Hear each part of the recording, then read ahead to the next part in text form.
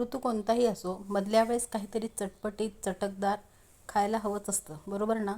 तर चला बनवूया आज अगदी शेवटच्या घासापर्यंत कुरकुरीत राहणारा पोह्यांचा चिवडा. तर त्यासाठी बघा मी इथे पोहे घेतलेले आहेत. पोहे घेतानाच मी स्वच्छ चाळून आणि निवडून घेतलेले आहेत. तर आता हे पोहे आपण दरवेळेस आपण पोहे भाजून चिवडा करतो, पण ह्यावेळेस आपण हेच पोहे तळून चिवडा करणार आहोत. कारण साधारण पावसाळ्यामध्ये भाजून केलेला चिवडा जो आहे थोडा साधळ येते त्याला. त्यासाठी मी इथे यावेळेस पोहे मात्र तळून घेणार आहे. बघा या पद्धतीने मी सर्व पोहे तळून घेणार आहे. पोहे तळताना अगदी मंद गॅसवर तळायचे आहेत, म्हणजे ते आतपर्यंत छान फुलतात.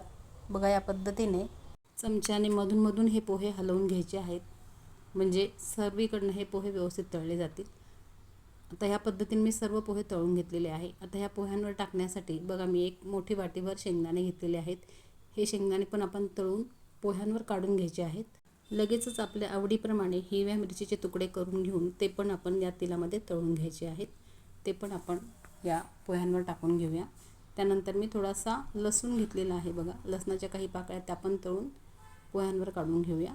त्यानंतर लाल मिरच्या घेतलेल्या आहेत, त्या पण छान कुरकुरीत करून काढून घ्यायच्या आहेत.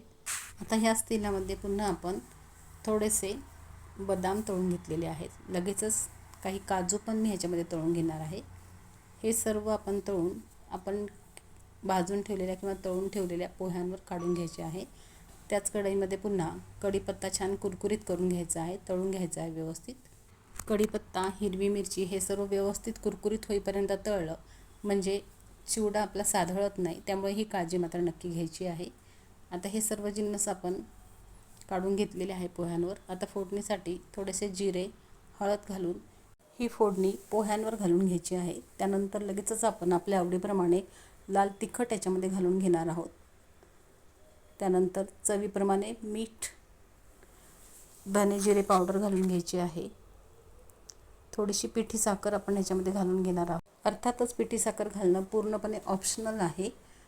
त्यानंतर मी ह्याच्यामध्ये ॲड केलेला आहे चाट मसाला. चाट मसाल्याऐवजी आपण इथे आमचूर पावडर हे वापरू शकतो. आता हे सर्व आपण व्यवस्थित मिक्स करून घेऊया. पोहे तळून घेतल्यामुळे हा चिवडा जो आहे तो आपला शेवटपर्यंत अगदी कुरकुरीत राहणार आहे. यामध्ये आपण जे काही जिन्नस वापरलेले आहेत त्या सर्व जिन्नसमुळे या चिवड्याची चव मात्र अगदी भन्नाट लागते. नक्की या पद्धतीने चिवडा करून बघा. आता आपण पोहे तळून घेतल्यामुळे ह्याच्यामध्ये थोडासा तेलकटपणा असतो. त्यासाठी मी इथे ॲड केलेला आहे काही मुरमुरे. त्यामुळे काय होणार आहे की यातला तेलकटपणा कमी होईल आणि अर्थातच चवीला पण नक्की असा चिवडा छान लागतो.